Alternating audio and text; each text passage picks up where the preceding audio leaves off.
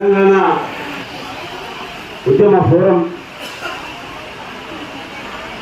కాంగ్రెస్ పార్టీకి రేవంత్ రెడ్డి గారికి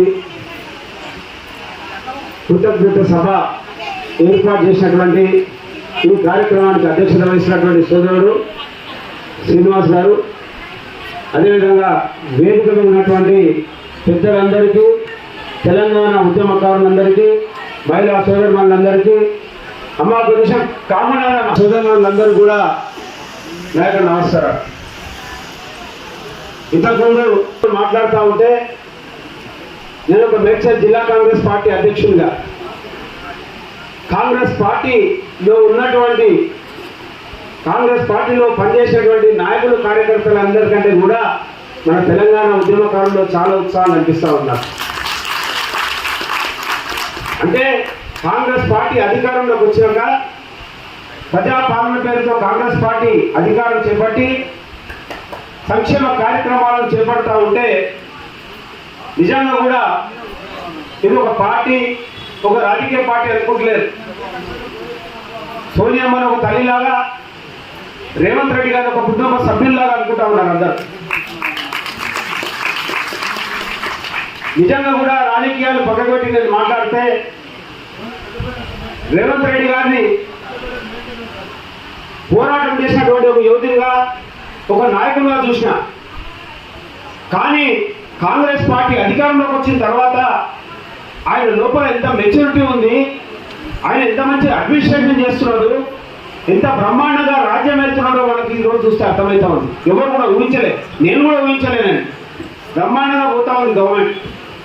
కానీ ఒక సీనియర్ నాయకుడిగా టీఆర్ఎస్ పార్టీలో ఉమ్మడి రంగారెడ్డి జిల్లాకు నేను అధ్యక్షుడిగా పనిచేసిన. నా రాజకీయ జీవితాన్ని పనులు పెట్టి కూడా నేను పనిచేసిన. కానీ విధ్వంసం జరిగింది తెలంగాణ మీద. తెలంగాణ తెచ్చుకున్న తర్వాత తెలంగాణ మీద ఎంత పెద్ద విధ్వంసం జరిగిందంటే, తెలంగాణ సపరేట్ అయినప్పుడు 16,000 కోట్లతో మిగులు బడ్జెట్తో ఉన్నాం మనం. అంటే ఇంత బ్రహ్మాండమైన డెవలప్ అయినటువంటి తెలంగాణ హైదరాబాదు, 16,000 కోట్ల మిగులు బడ్జెట్తో ఉన్నటువంటి హైదరాబాదు ఈరోజు 7 లక్షల కోట్ల అప్పు చేసేది కేసీఆర్ అంటే అది ఎవరు పొందపెట్టడం ఒకసారి చెప్పాలి. కాళేశ్వరం ప్రాజెక్టు 1,00,000 కోట్లు పెట్టి కట్టా అని చెప్తున్నాడు. 1,00,000 కోట్లు ఎవరు సొత్తబ్బా? అది సంవత్సరానికి 26,000 కోట్లు మనం దానికి ఇంట్రెస్ట్ కడుతున్నాం. ఆ కాళేశ్వరం ప్రాజెక్టుకు కరెంటు కోసమే 10,500 కోట్లట కరెంటు బిల్లు. అంటే ఒక ఎకరానికి కరెంటు కోసమే 16,500 రూపాయలు మనం కరెంటు బిల్లు కట్టాల్సిన పరిస్థితి ఒక రైతు.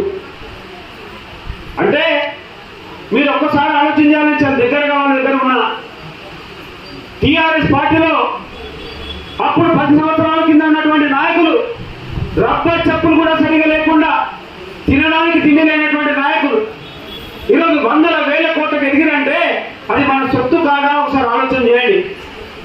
మీరు చూస్తా ఉన్నది వాళ్ళ నాయకులను, టీఆర్ఎస్ నాయకులను చూస్తున్నాం. మన మధ్యన తిరిగిన వాళ్ళు, మన దగ్గర రూపాయలు ఆడుకున్న వాళ్ళు, తిండి కోసం మన డబ్బులు ఆడుకున్న వాళ్ళు ఈరోజు మంత్రులుగా, ఎమ్మెల్యేలుగా, ఎమ్మెల్సీలుగా, మరి మేయర్లుగా ఈరోజు లక్షల 100,000 కోట్లకు ఎదిగిరంటే అది మన తెలంగాణ ఉద్యమకారుల సొత్తా, మన యొక్క ప్రజల సొత్తు కాదా? ఒకసారి ఆలోచన చేయాలి. ఇవాళ ఇంత విధ్వంసం చేసినారు తెలంగాణ. ఇక కేసీఆర్ మాట్లాడతాడు, కేటీఆర్ మాట్లాడతాడు, హరీష్ రావు మాట్లాడతాడు. వాళ్ళ అదృష్టం బాగుండి 7 సంవత్సరాలు బ్రహ్మాండంగా కాలం అయింది.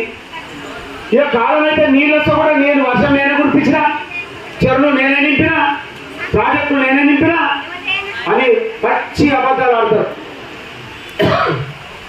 ఈసారి మనం చూసాం, కాలం కాలే, కొంచెం నీటి ఎత్తడి ఉంటుంది, తప్పకుండా నీటి ఎత్తడి ఉంటుంది. కాలం అయితేనే కదా నీళ్ళు వచ్చేది.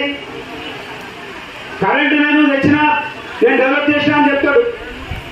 అడ్డగోలుగా కరెంటు కొనుగోలు చేసి వాళ్ళ కమిషన్ల కోసం కరెంటు కొనుగోలు చేశారు.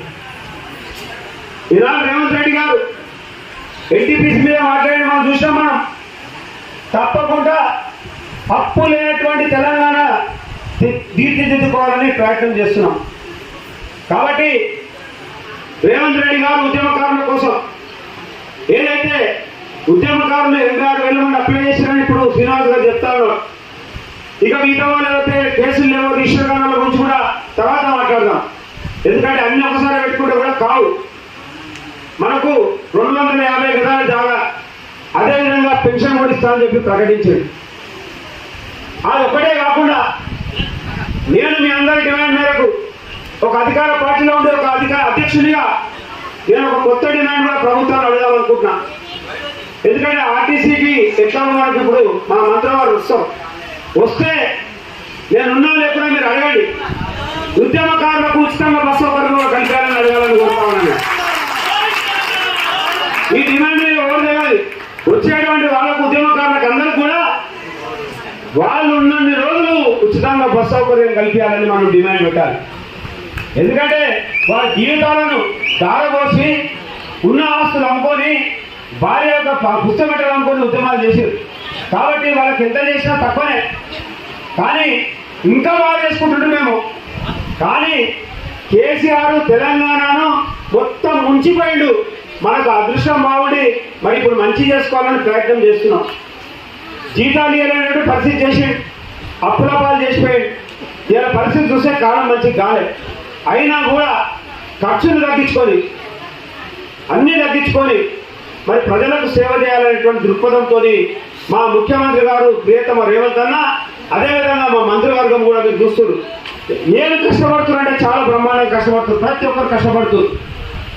మేము ఒక నాయకుడిగా డిస్టర్బ్ చేయదలుచుకునే వాళ్ళని అందరంటే రెండు ముఖ్యమంత్రిని కలిసినావా, పైన కలిసినావా, మంత్రిని కలిసినావా అంటే ఊకే కలిస్తే టైం ఖరాబ్.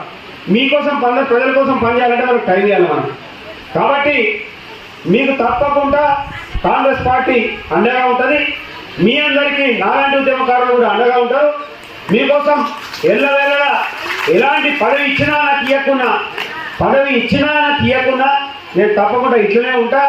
కానీ అదృష్టం బాగుండి నాకు ఎంపీ టికెట్ ఇస్తా ఉంటారు. మరి చూద్దాం, ఇస్తే డెఫినెట్గా పోటీలో ఉంటా. నేను మల్కాజ్గిరి నుంచి పోటీలో ఉంటే మీ అందరూ కూడా మళ్ళీ పనిచేసి నన్ను గెలిపేయడానికి చేస్తే ఇంకా మళ్ళీ మీకు ఇంకా సేవ చేయడానికి నాకు అవకాశాలు ఉంటాయి. మరి తప్పకుండా రేవంత్ రెడ్డి గారు మనందరి కోసం పనిచేస్తున్నాడు. మనం కూడా ఎక్కడికక్కడ పార్లమెంట్ ఎన్నికల్లో ఈ మతతత్వ పార్టీలను, ఎందుకంటే బీఆర్ఎస్ అనేది కథమైపోయింది. బీఆర్ఎస్ పోయింది, టీఆర్ఎస్ పోయింది, రెండు పోయింది. పార్లమెంట్ ఎన్నికల తర్వాత బీఆర్ఎస్ పార్టీని టీఆర్ఎస్ పార్టీని రద్దు చేస్తున్నాం. మనం పార్టీ రద్దు అయిపోతుంది. పార్టీ అనేది ఉండదు. ఓన్లీ ముగ్గురే మిగులుతారు, అయ్యా కొడుకు బిడ్డే. హరీష్ రావు కూడా ఎక్కడ పోతాడు. ఇక అయ్యా కొడుకు బిడ్డే ముగ్గురే మిగులుతారు. ఇక రేవంత్ రెడ్డి గారు చెప్తున్నారు వాళ్ళు పారిపోవడానికి సిద్ధంగా ఉన్నారు విదేశాలకని. ఎందుకంటే వాళ్ళు ఇక్కడ ఉంటే జైలుపోతారు. ఇట్లా జైలుకోక తప్పది.